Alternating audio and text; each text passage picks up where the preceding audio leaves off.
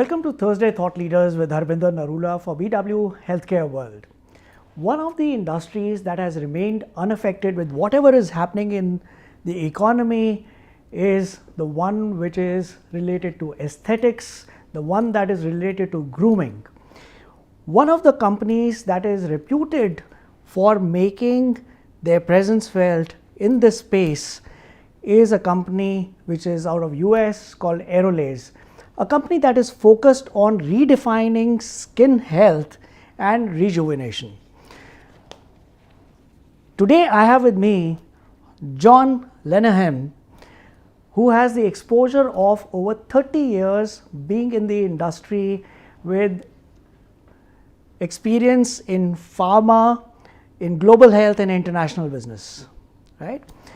He is a fellow in the American Society for Laser Medicine and Surgery, and if I understand correctly, you are the only non-physician to have been getting a fellowship there. Is that correct? I guess there's maybe one or two others, but I am for sure one of the very few non-physicians who's reached that fellow status.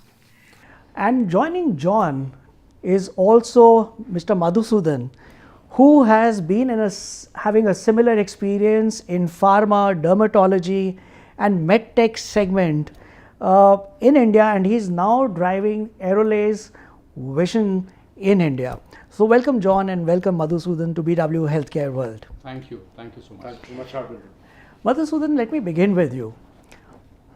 Having this kind of an experience in varied industry within healthcare, including medtech, pharma, what has been the evolution when we look at what is happening in the space of aesthetics?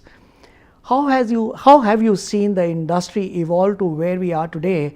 Are there some trends that you can speak about which mark the shift from what it was a decade ago to what we are seeing today?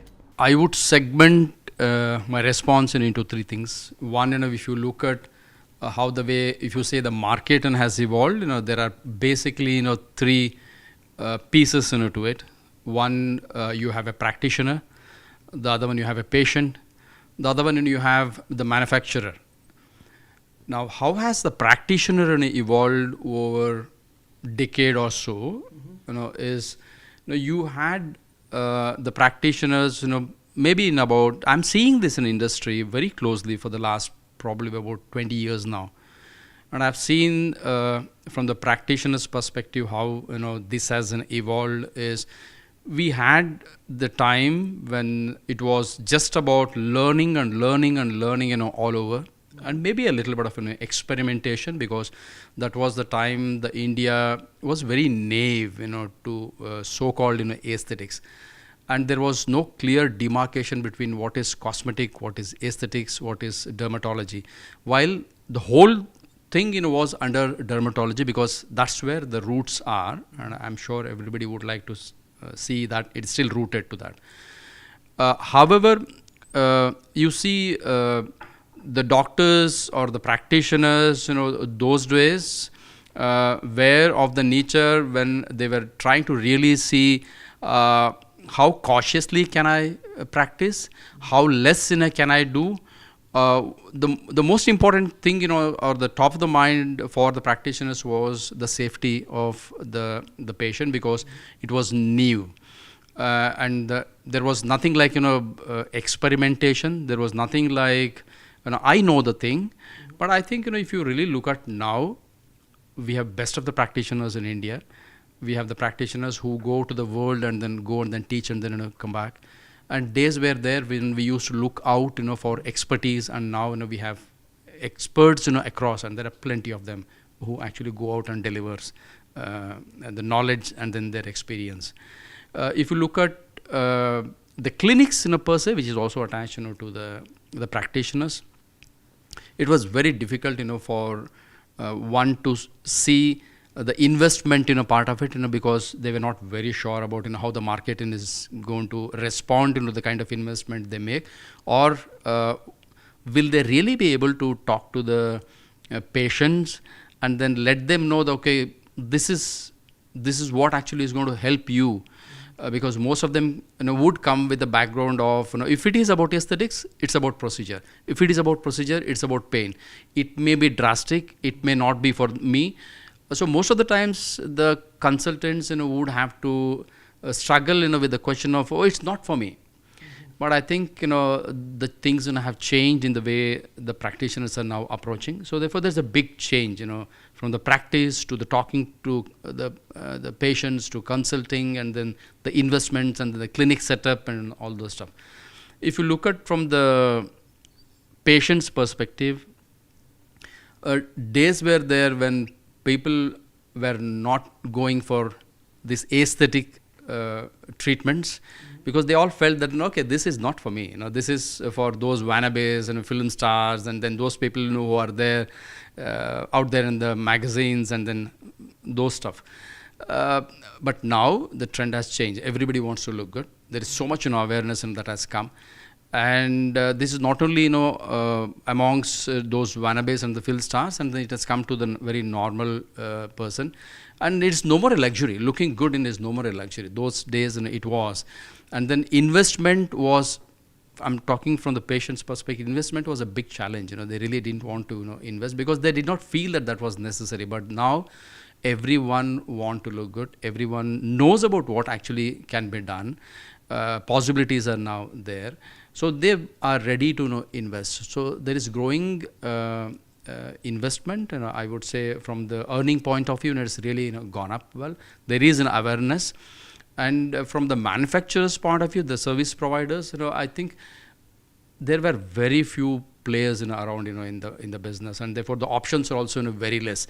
The choice for both the practitioners and the patients were very less. Today there are immense amount of players in the market, which also helped the market to grow on one side from the business, but at the same time there are options available for the practitioners to give a great amount of clinical delivery. So overall, I think over a period of 10-20 years, I have seen from learning or the learners market, now actually we are kind of in an expert markets, and then the market has consistently been growing.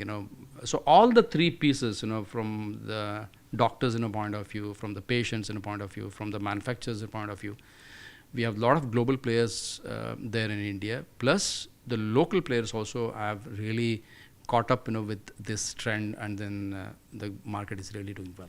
Got it. And John, what Madhusudan has been talking of, the trends or the evolution that we've seen for the aesthetic space in India.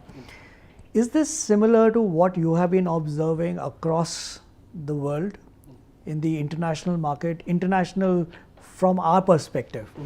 Are there similar trends that you've seen there, or is India a very different or working on a very different tangent than what you see globally? A very good question, and actually, when I started particularly in the medical laser industry, 25 to 30 years ago, it was an industry that could be defined as a solution looking for a problem. In other words, we were jumping on the next bandwagon. Whether that was in ophthalmology, in gynecology, in ENT, orthopedics. We're always looking for the next big thing. And it wasn't until the discovery of skin resurfacing, two things, skin resurfacing and laser hair removal, that brought this whole industry away from looking for solutions to realizing that the general public wanted to find, wanted to look better, wanted good skincare. And the whole industry, really, around the world, pivoted towards providing people with what they were looking for. And so this discretionary spending came to be noticed, let's say, that people were prepared to spend money. And India, in those 2.5, 3 decades, economy here has really done extremely well. The middle class has grown enormously. and I'm very certain that that will continue to happen.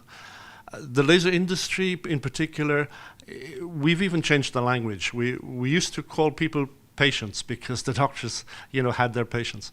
But these days, they're not really people who are sick. So they tend to be referred to as clients rather than patients now. And so looking for providing the public with ways of looking better. After all, people go to hairdressers, women get their nails done, people spend money on looking better. They've always done that, and why shouldn't they be also concerned about their skin and skin wellness and looking better? So what we're seeing in India is a reflection of what's happening around the world, and it's spreading to all corners.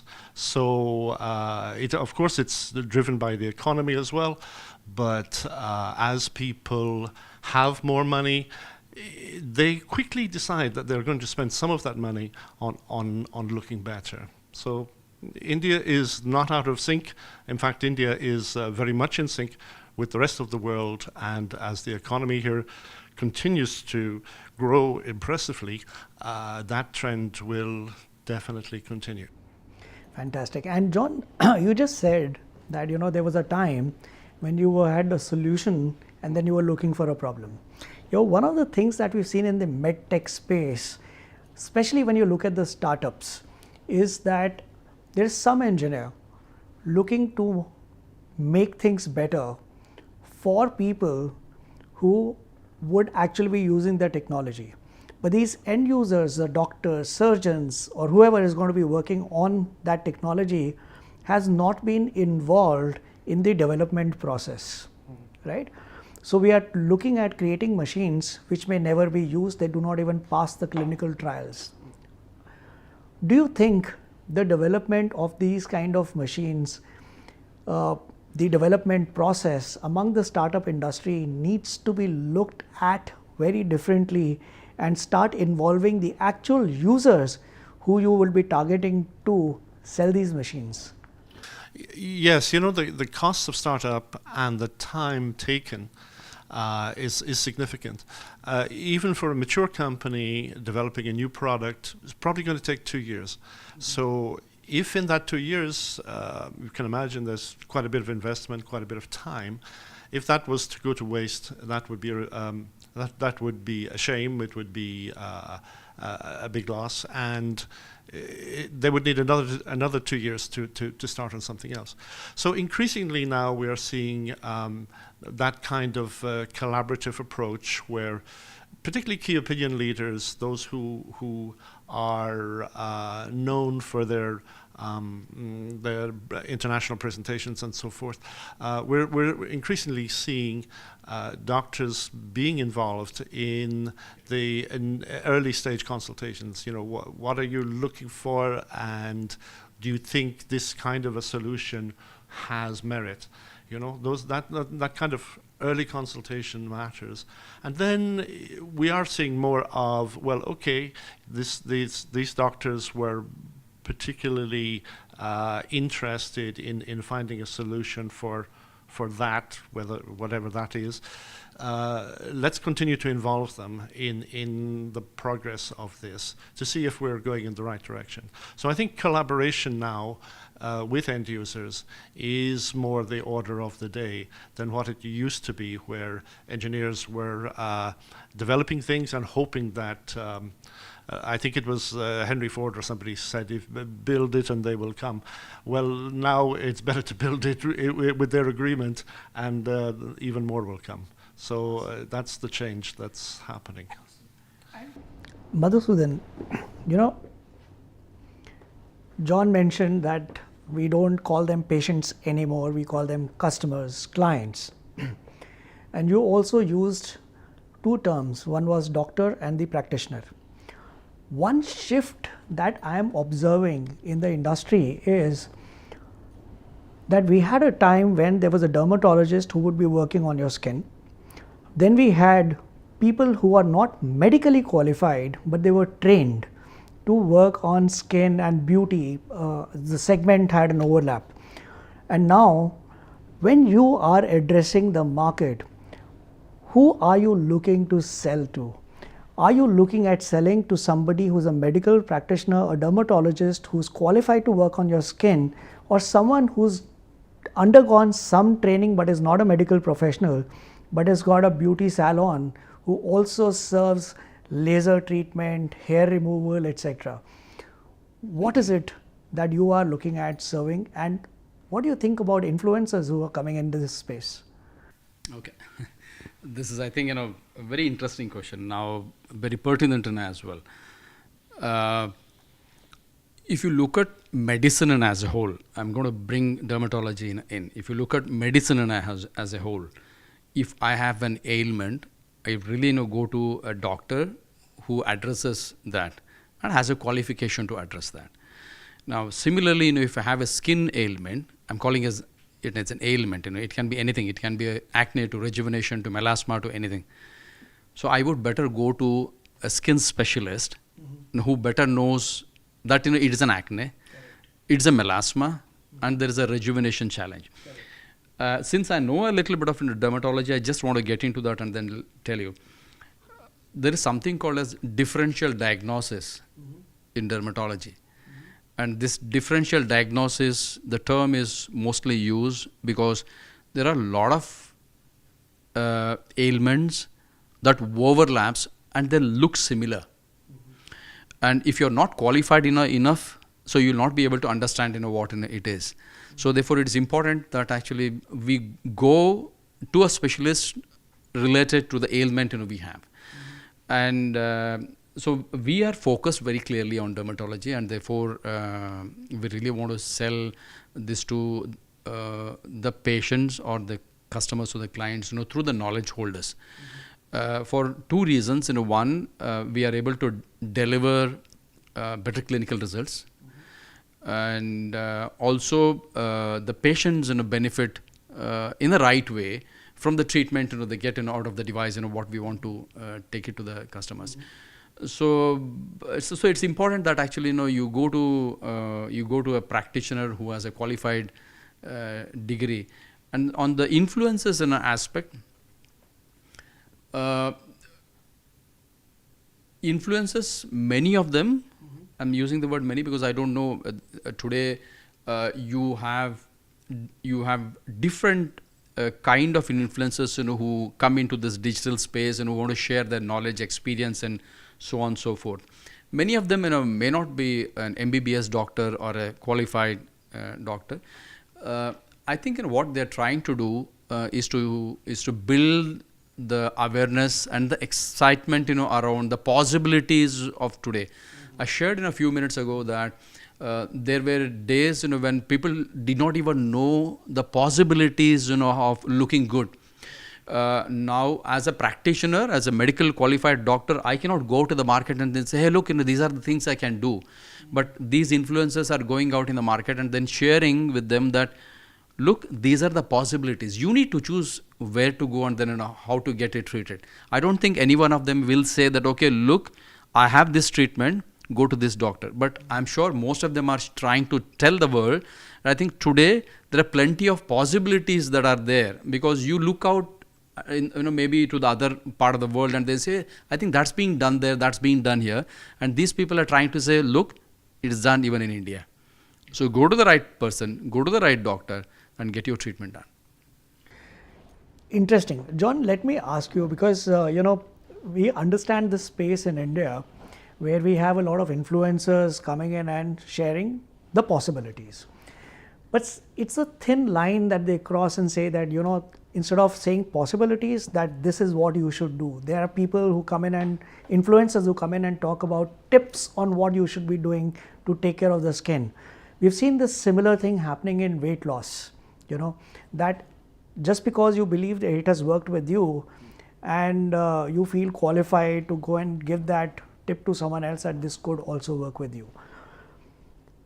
While I say that, there is also a trend that we have seen where doctors, especially those who are working on the aesthetics, includes dental, weight loss experts, as grooming and dermatology, who've been using Instagram to become influencers themselves.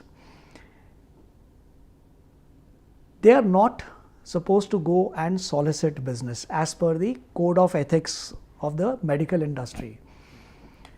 How do you see industry responding to this shift to use social media to recommend treatments which impact skin? Because it is not just grooming and looking good. It's not a superficial thing. It's about the change that we are making to the skin itself. So how has the industry responded globally? Well, the name influencers, in English at least, has it's named for a reason. You know, they influence people's opinions, and we can't ignore that power that they have. Influencers are strictly not an advisory service. You know, they have their own agenda, and I think that. Advertising, marketing has always been around. It's just changed its shape and appearance now. So social media is now, and has been for a number of years, the most powerful avenue in marketing. Yes, doctors cannot go out and promote themselves, but and influencers can. And as you say, it's a thin line. It really is a thin line, but influencers have power. We can't deny that. They have power to influence a lot of people, and we look at the number of followers. I was even in Philippines a couple of years ago, and they were treating one influencer in a particular clinic. He had 14 million followers. So it was like, he looked just like an ordinary guy. I had no idea who he was, never heard the name before. But here's somebody with 14 million followers. And it was like, wow, this is going crazy. So you know, the industries can use influencers can let's say make them aware of things, can not necessarily ask them to promote things, but certainly they need to be involved. And it is a thin line. Doctors in some places are using influencers to promote their clinics. But we're seeing that around the world. And influencers are very localized usually. It's somebody that might be an influencer here in Delhi might have no influence at all down in Bangalore, for example. And so knowing who local influencers are and what their interests are in terms of the kind of range of topics that they talk about. Those things, I think, are exercising the minds of marketing people everywhere in terms of what is the role that influencers can play. It's not going to go away. This is not something that's going to change. The genie can't be put back in the bottle. Social media and influencers have a role to play, and even if we try to stop them, I don't think anybody could. So we have to coexist. We have to find a way that works on an ethical basis.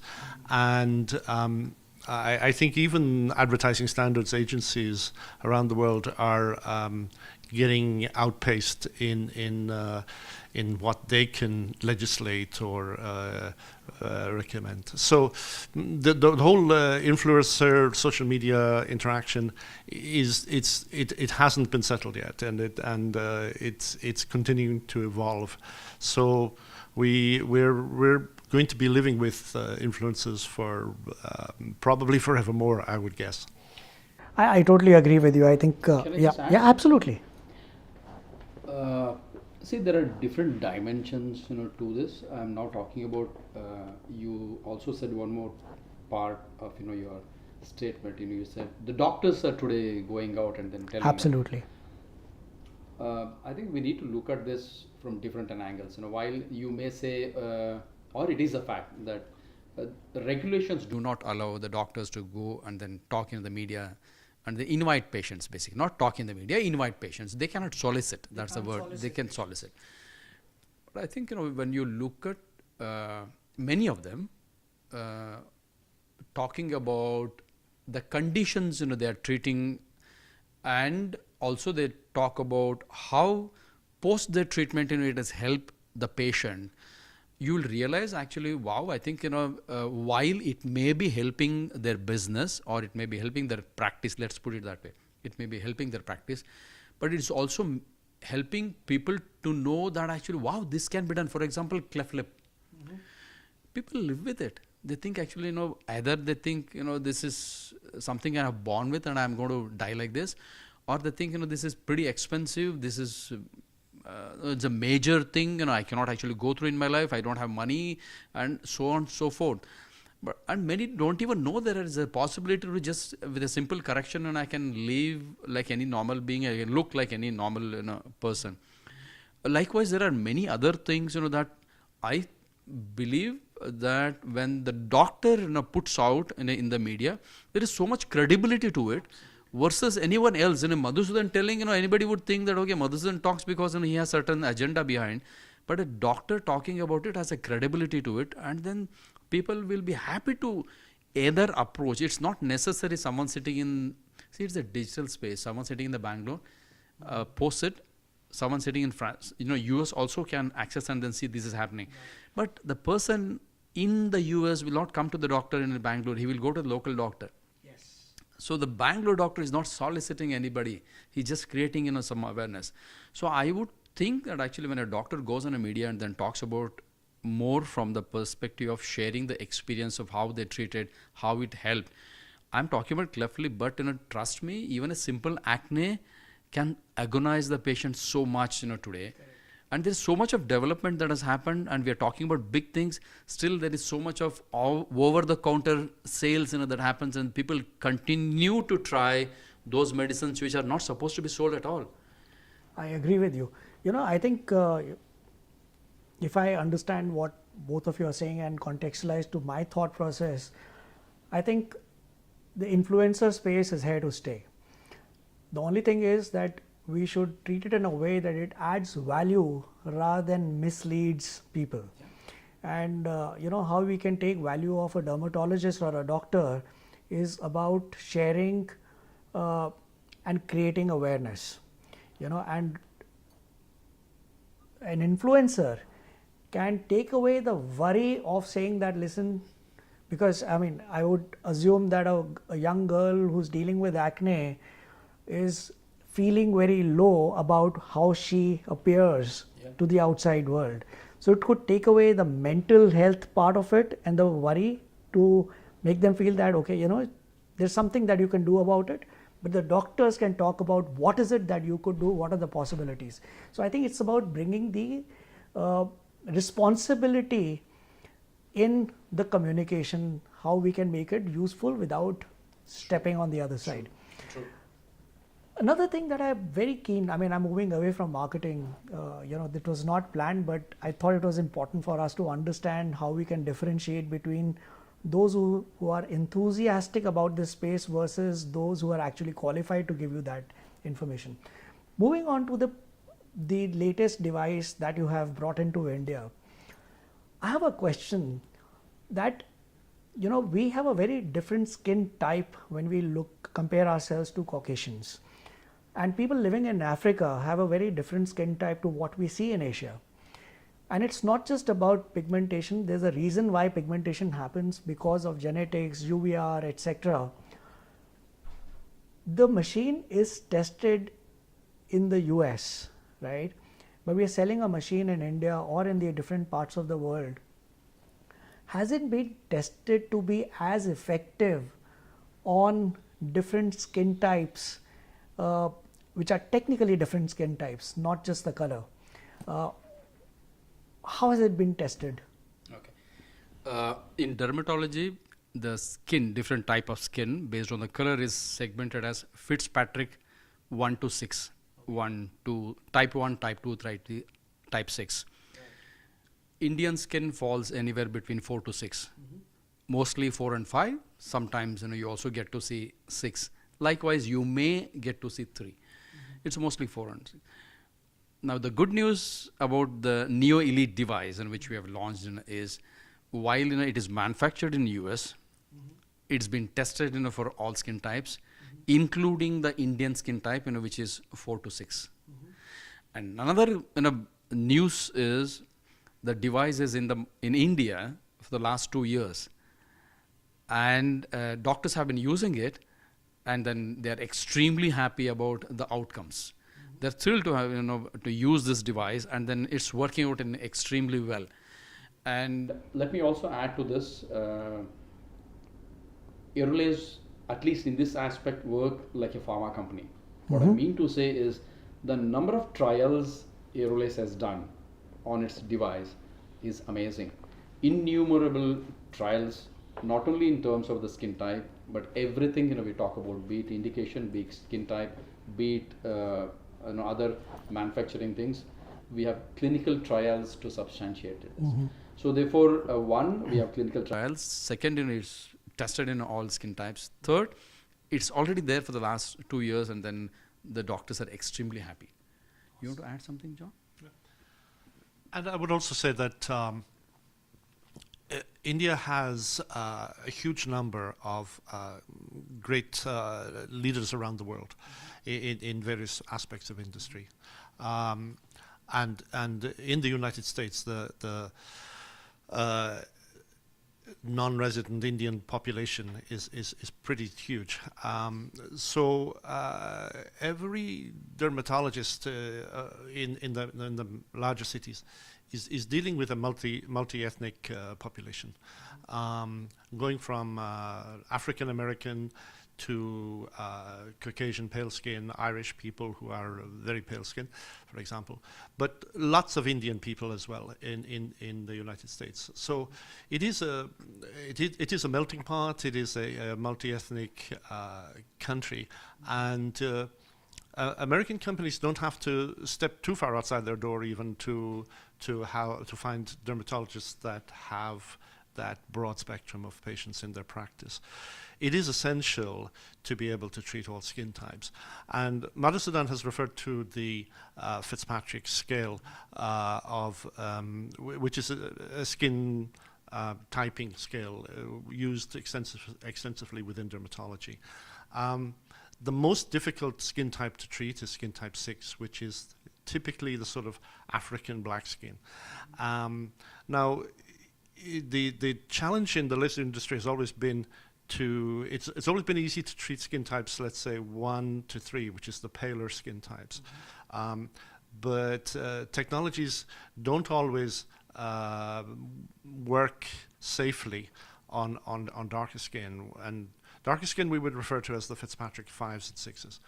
Now, one of the big things about Aerolase is that we are able to treat all skin types.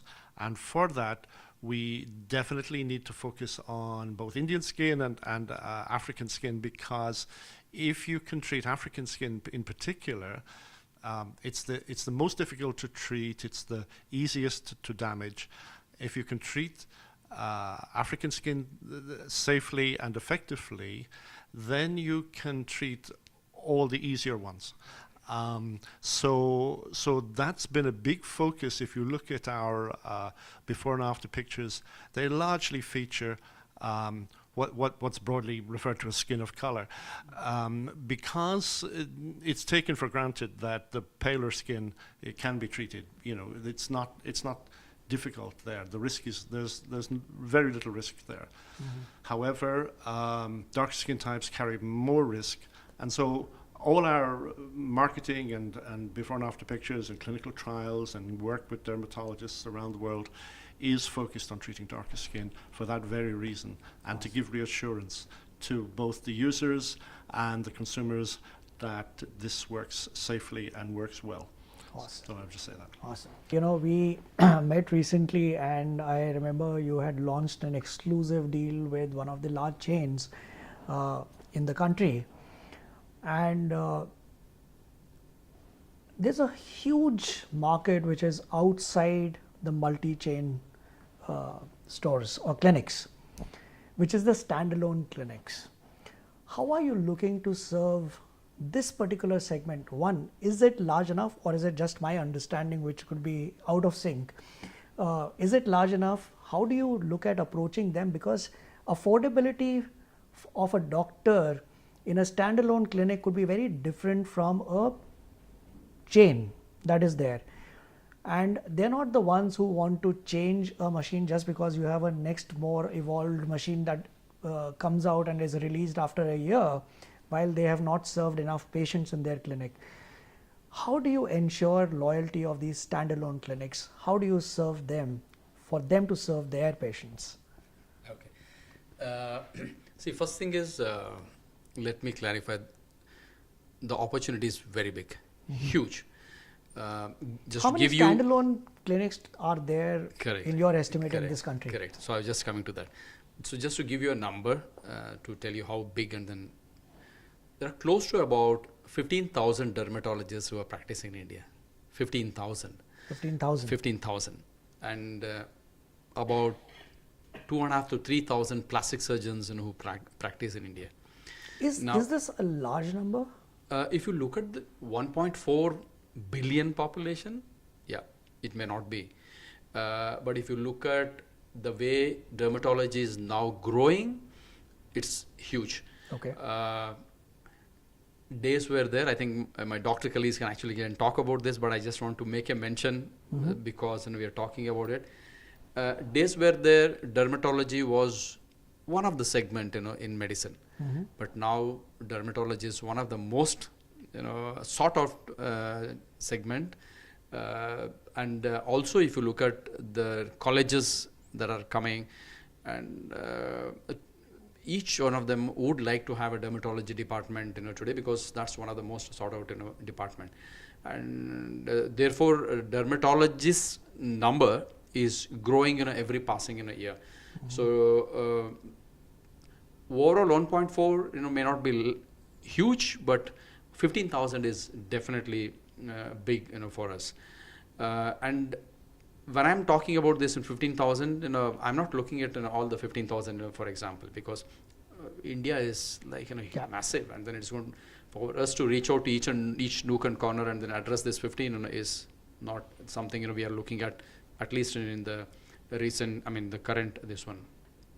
But the opportunity is big. I just wanted to bring that in a point in here.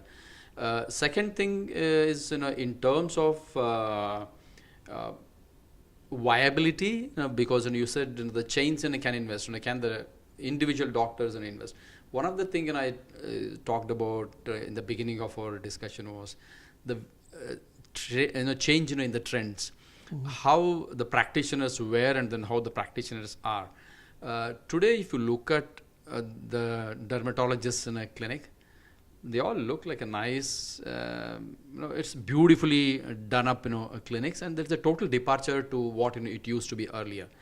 And what I'm meaning to say or bringing this point here is the younger population is ready to invest in the devices, because one, they know these devices would help their practice.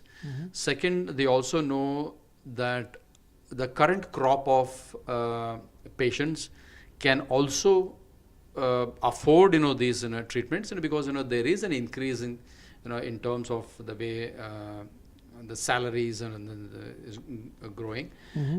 So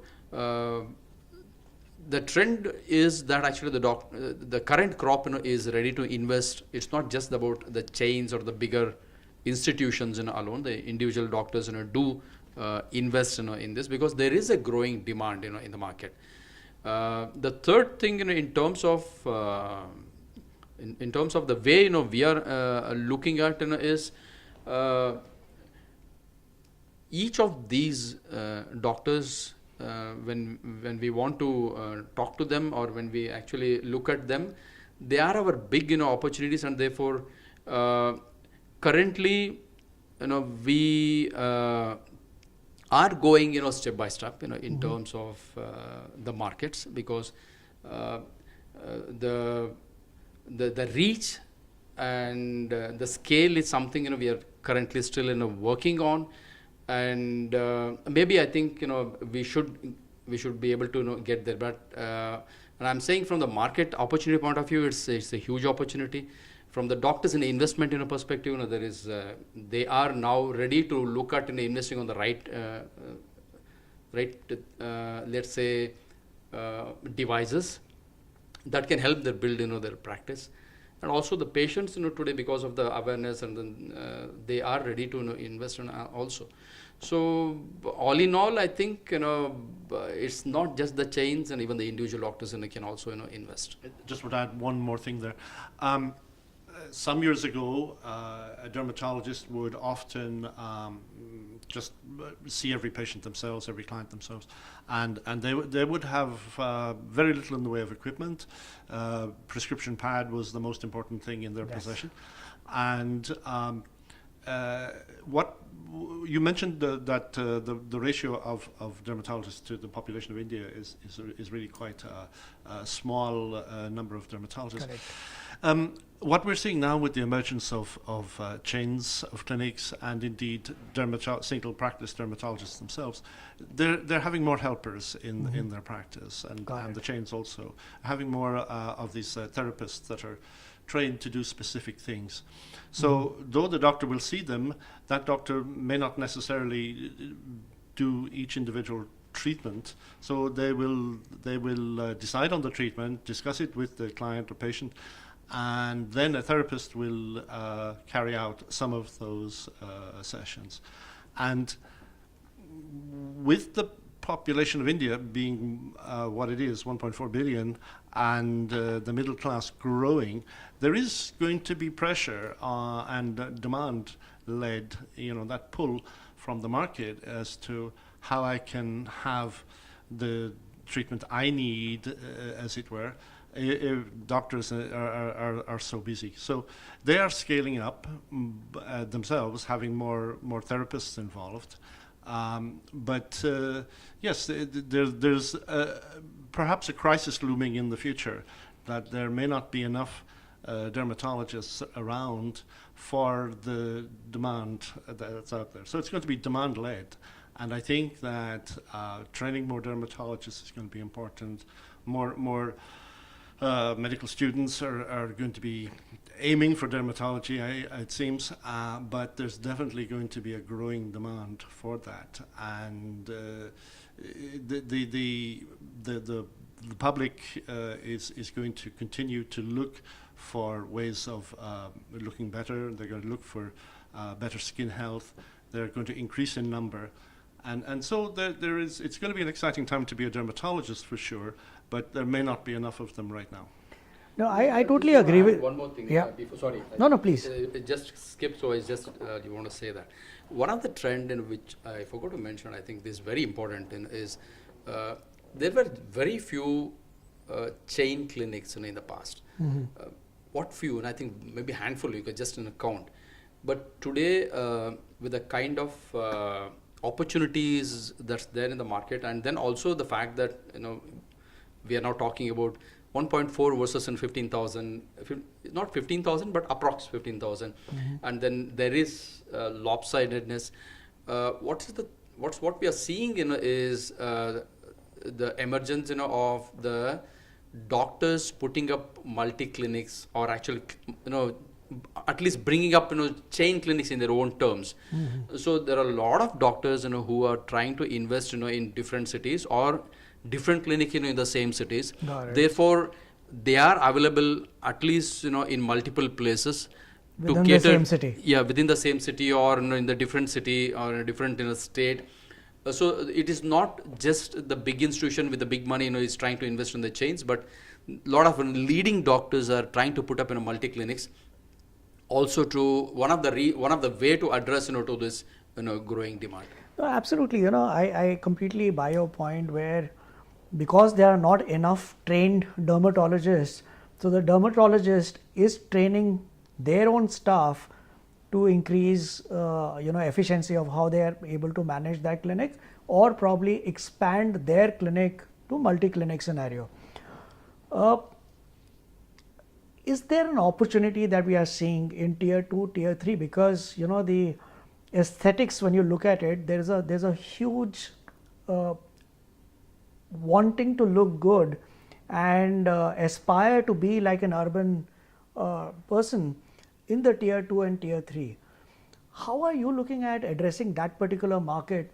And also, while you let me know about that, is there a strategy that sometime back, few years ago, GE kind of took, that let's develop the market, let's go and install a machine somewhere, and let's create the market which does not appear to be there right now. Is that a part of your strategy of expanding and creating a presence felt in this country? See, I think we all agree that the India economy currently is fueled by this growth of middle class, and that is also extending to tier 2 and then tier 3 cities. So therefore, as we see that actually the middle class is growing and their ability to spend is increasing immensely. And also one of the things we discussed was that everybody now in their own way want to invest in the way they look. It could be in terms of coming to the dermatology clinic, or going to a salon, going to a spa, or just picking up something from the counter and then trying to see how better can they look. So the whole point here is everybody now wants to look good.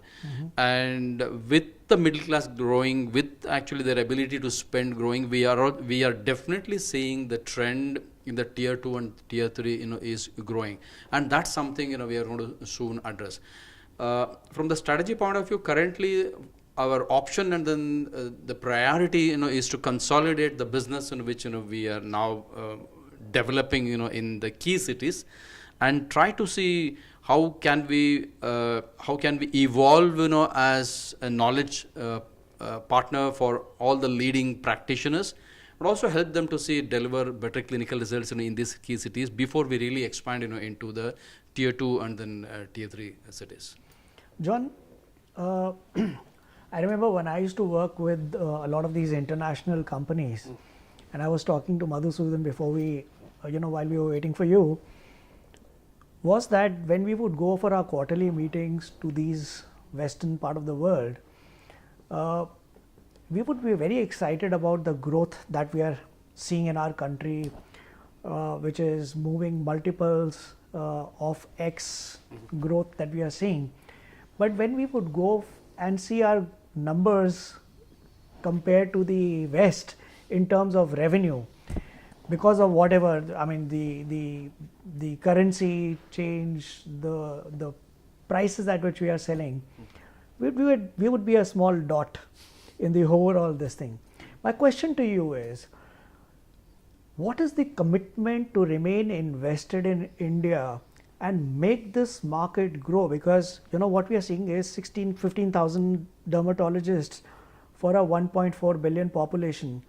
The opportunity to serve this is so huge, and we've seen dermatologists training their staff. So the expansion could be far beyond what the medical schools appear to do. So as a company, how bullish are you on what India could be to the overall business of Aerolase? Well, I think that could be best answered by letting you know, Harbinder, that outside of North America, Aerolase's first subsidiary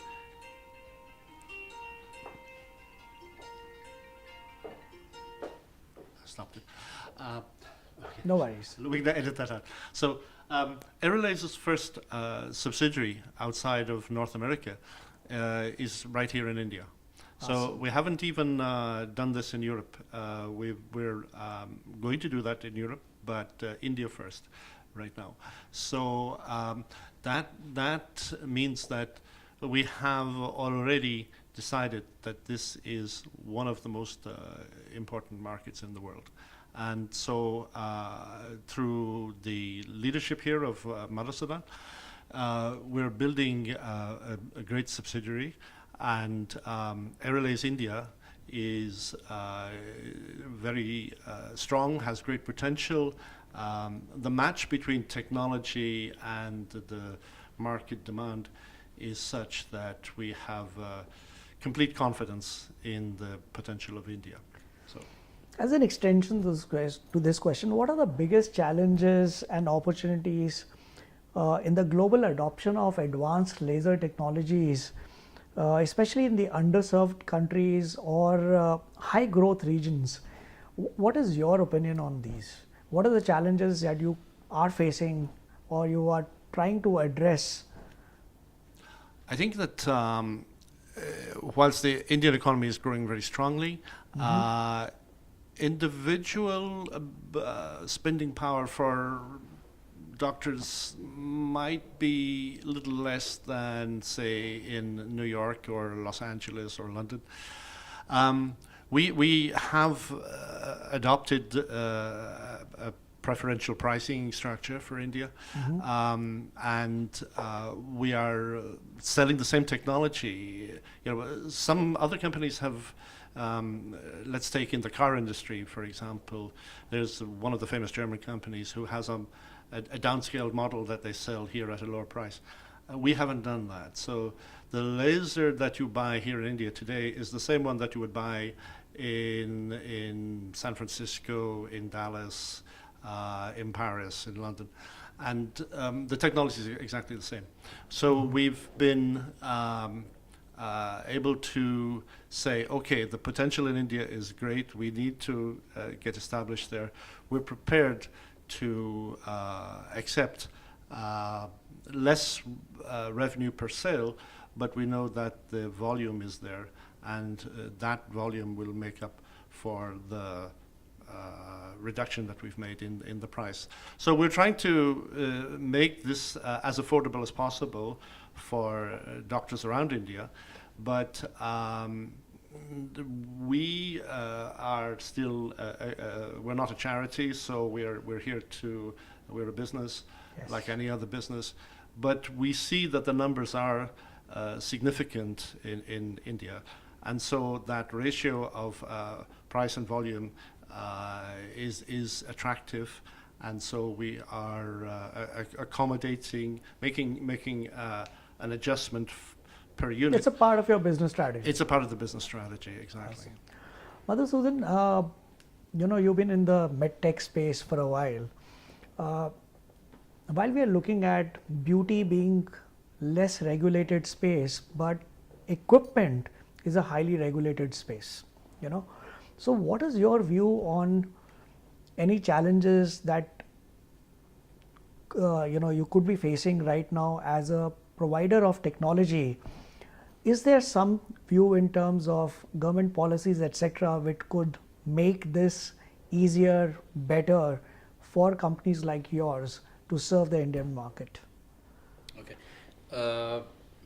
Before that, can I add on to Absolutely. why India market? For Absolutely, Aerolase? absolutely. Just want to add to what John said. Aerolase device, that Neo Elite and what we have launched in India, addresses multiple challenges or ailments of skin. For example, Neo Elite has 36 FDA approvals.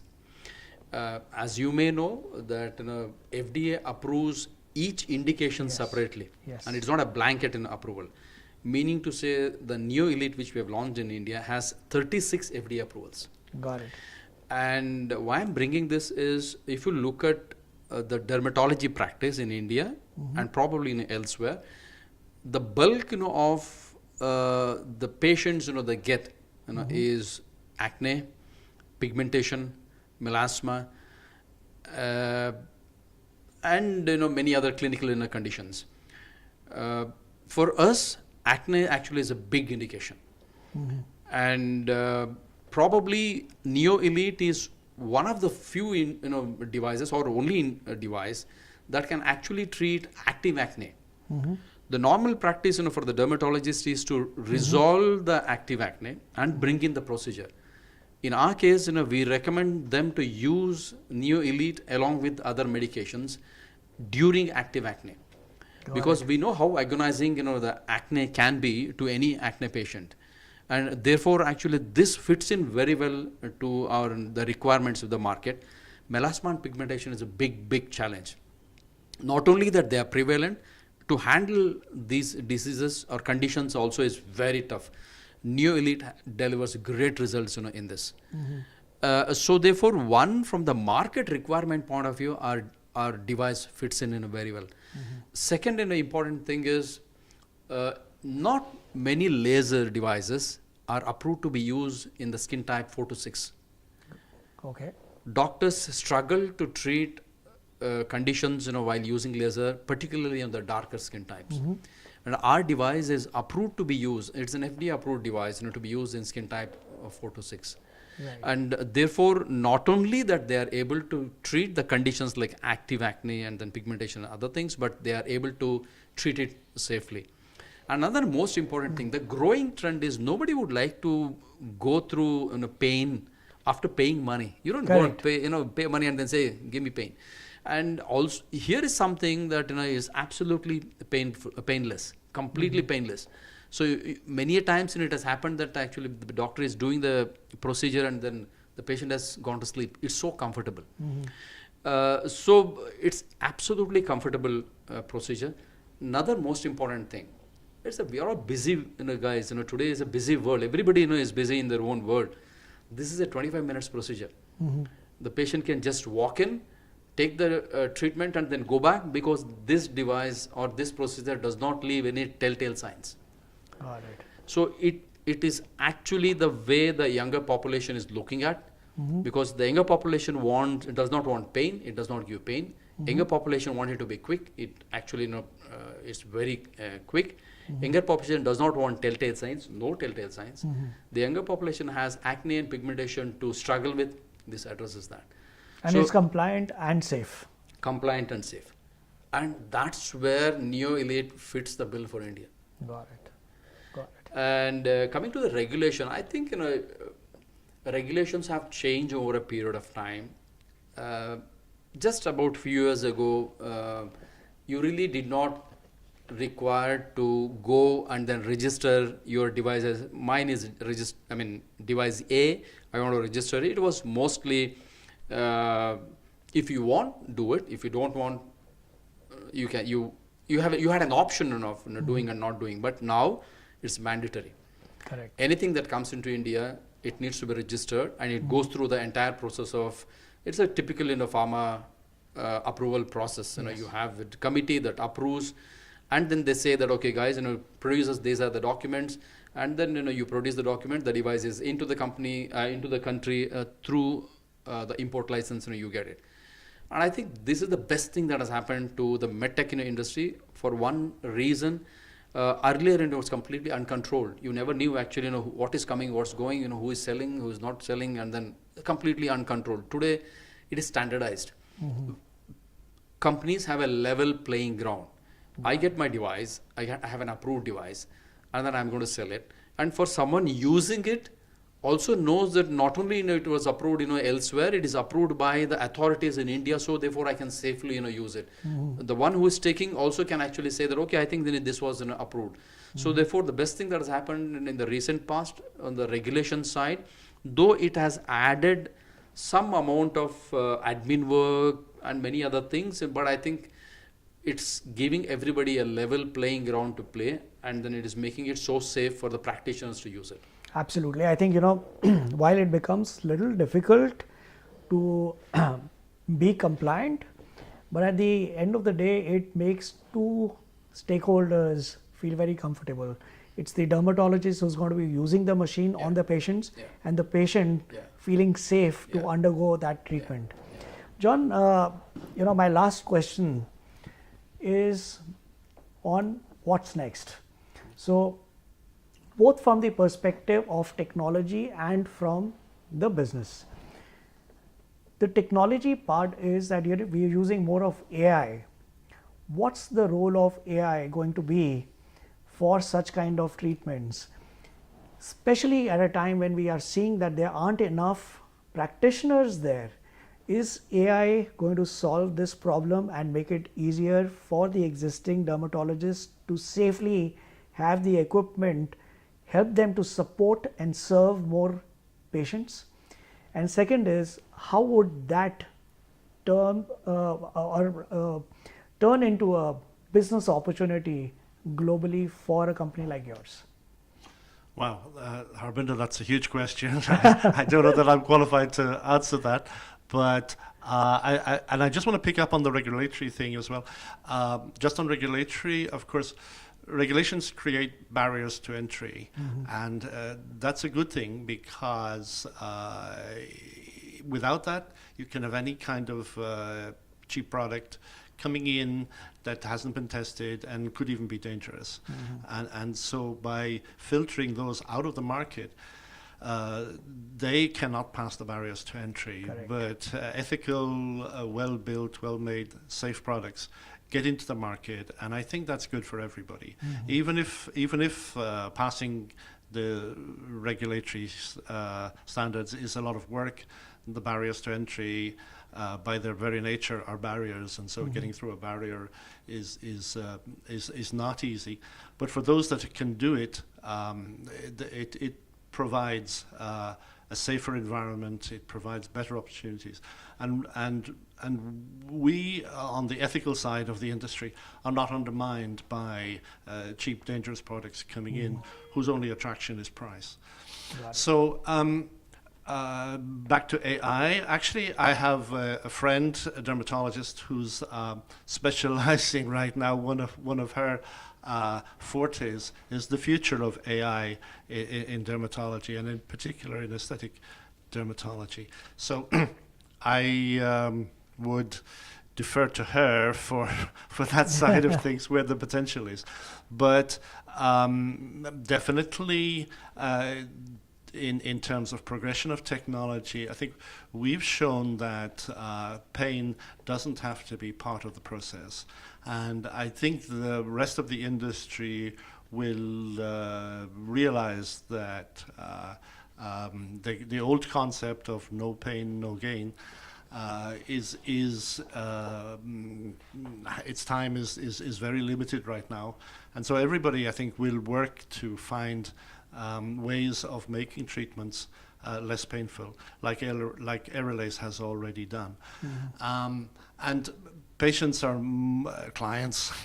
I'm falling into the trap of calling everybody a patient, but the public is rightly, I think, going to demand that these treatments should be safe, effective, and as pain-free as possible, so that there's going to be a lot of pressure, a lot of focus on delivering great results without trauma, without upset, without trauma, without pain. And I think that AI has a big future, of course. The marriage of AI and laser technology is yet to happen, but it is on track to happen. And how it's happening will be fascinating to see, and we'll all be watching it, and we'll all be interacting with AI specialists, and AI specialists will be interacting with us to develop those technologies of the next 5 to 10 years. And I'm very excited to see how it works out. Thank you, John. And can I add something? Absolutely. And I also perspective to this. No, I want you to do that, but also add one more thing, because I'm tempted, while I said it's the last question, when we're looking at, and I'm just taking a cue from what you just said, that less number of dermatologists, and the dermatologist wants to expand their practice, so they're training their own staff to be able to support them in these treatments. And then AI is now coming in. What is the role that you are playing in terms of helping the dermatologist training their own staff? Is there a support that you provide in training them so that this machine is safer to be used while it is already compliant and safe? Yeah. So is there a training that you offer? Yeah. I think it's a very good question, and you brought out. Training is an extremely important part of the overall device delivery. I'll come to that. I just want to give my perspective in terms of AI. While is extremely exciting thing about AI, how it's going to help a different way to see the treatments are done and so on and so forth, and then we will see the fascinating world that's going to unveil. But the latest and it's a hot topic today about dermatology is not about AI. It's about personalization. Yeah. So it's not even customization. Customization was yesteryears. Now Yes. actually it's about personalization. Absolutely. What does Harbinder wants, Madhusudan, John, though all of us may go to a doctor for acne, the way the doctor would want to look at us is completely different. It's completely personalized. And Correct. then they are going to a great details in terms of not only just the way you look and that your skin has into the details of your genes and Genetics then and all, yeah, genetics and then absolutely. many other stuff. So in a world that's completely different from AI, because AI is something that might help in terms of how quick, how fast, how safe, and then it can even increase the scale, reach, and then so on and so forth. Now here is something, it might look like it is the dermatologist going reverse gear, but I think that's where the future of dermatology and the latest trends are, in terms of understanding what each one of them would want, and then a specialist is, or an actual consultant is now looking at how can I personalize same acne treatment to Madhusudan to deliver much better clinical results than what I would have actually given treatment to John or someone else. Got it. So that's where actually dermatology is moving towards. Now in terms of training, how can what is that Aerolase is trying to do? For us, training is extremely important, very very important. Not only for the doctors or the customers, the internally as well, is extremely important. So we have a very clearly laid out training policy, without which my team cannot access the device. And there are multiple levels the person goes through. It would be the local training that happens. It would be then the training at the regional level. Then we also have our medical team, clinical team sitting in the US, who on a very periodical basis would talk to the team in terms of upgrading their knowledge and then the skills and the development that keeps happening. Because we have a team who keep, because they have their own practice, they are actual practitioners, and they come up with their own experience on a very day-to-day basis, and they keep sharing the knowledge in terms of how the same acne was treated differently with a different combination has resulted in a different way. Got it. And what kind of challenges have they come across with the same kind of device used on a different skin, and how it was handled.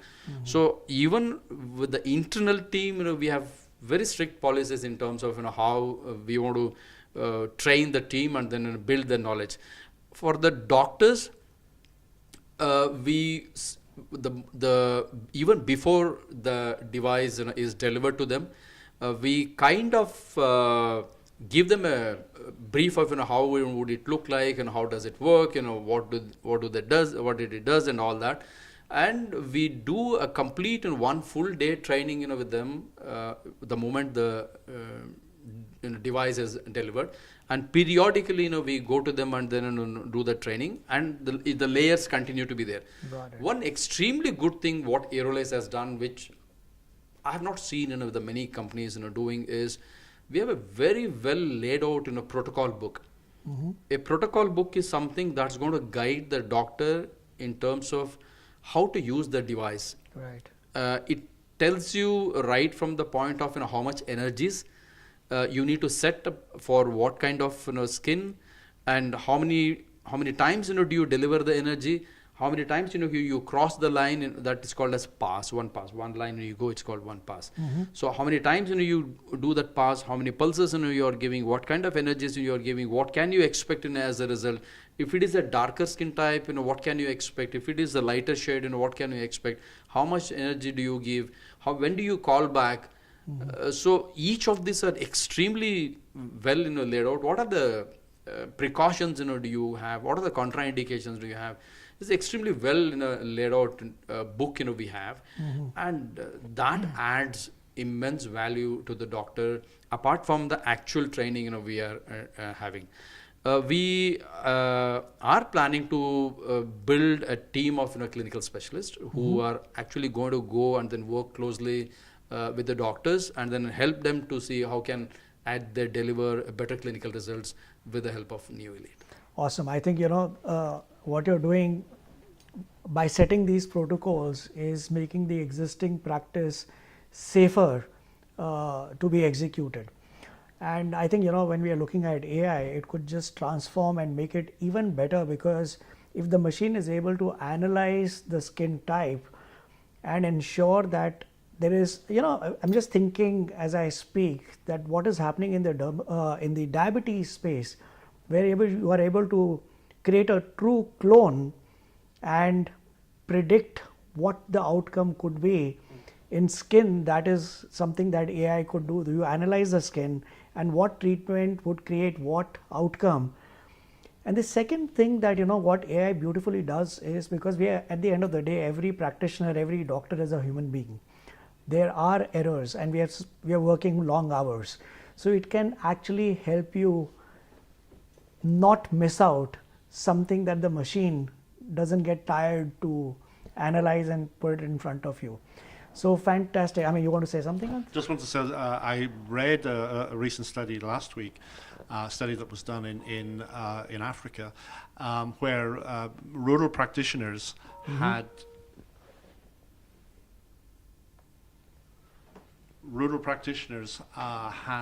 I'll just start. Yeah. So I read something last week, a clinical study done in Africa, and clinical practitioners who used AI had better outcomes than those that did not. Now, it's probably something to do with picking up on mistakes and preventing mistakes, as it were. But I think the role of AI in producing consistent results, I think that's going to be important. And in training, of course, people need resources. We, as Madhusudan has said, we have a great resource right now in our protocol book, which we encourage everyone to refer to. Even sometimes when we go to a practice and somebody will ask us a clinical question, we'll guide them towards the protocol book. So rather than just give the answer, we'll say, oh well, let's check that in the protocol book, because then we want them to get into the habit of referring to it. One other thing on training is that we like to train everybody who's going to interact with our technology, so that it's not just the doctor who's bought it, but their practitioners as well. Each of them need to be there for the training, and we want them to be, first of all, we want them to be successful. We want their patients and clients to have great results, and we know that there's a certain amount of enlightened self-interest in this, yes, because we know that if they're happy, if they get great results, they're going to talk about it. Their customers are going to talk about it, and others will hear about it. So the last thing we want is people, you can imagine somebody buying a car or something and not knowing how to drive it, and it's the same with our technology. We don't want people to be just to have bought something and it's sitting there by the wall and not being used because they don't know how to use it, or worse still, they use it and they make mistakes.